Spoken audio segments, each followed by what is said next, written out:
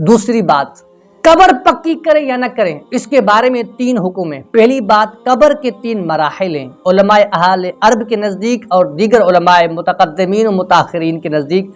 एक होती है कब्र, एक होता है मकबरा, एक होती है लहद। जमीन के जो नीचे है ना वो कब्र है, उसके नीचे लहद है, जमीन के ऊपर मकबरा है।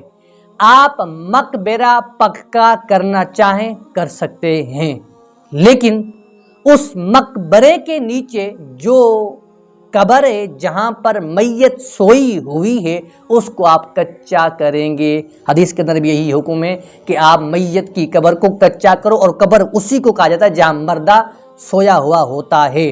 अगर पक्की ईंटें हैं तो उनको कीचड़ के अंदर रूंद कर पूरी ईंट को कीचड़ से भरकर आप लगाएंगे, या ईंट लगाकर ऊपर कीचड़ आप मसल कर देंगे, कीचड़ आप फेर देंगे, तो ये कच्ची कब्र के हुक्म में आएगा।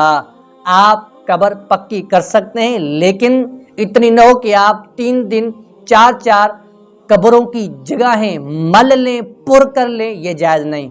क्यों?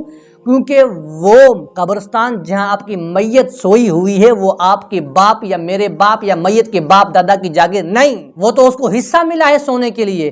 तो जो हिस्सा सोने के लिए मिला है उसको मुख्तस करें, ज्यादा बढ़ने की जरूरत नहीं है। जहां मैयत है, जहां पर आपने वो स्लिप बनाई हुई है, उसी को आप सीमेंट लगाकर पक्का करें तो ठीक है, लेकिन टेल्स लगाना और उसके साथ साथ बड़ा मीनार बनाना ये जायज़ नहीं है। ये सिर्फ वली के लिए ख़ास है, आम आदमी के लिए ख़ास नहीं। अल्लाह की बारगाह में दुआ, अल्लाह अमल की तौफीक अता फरमाए।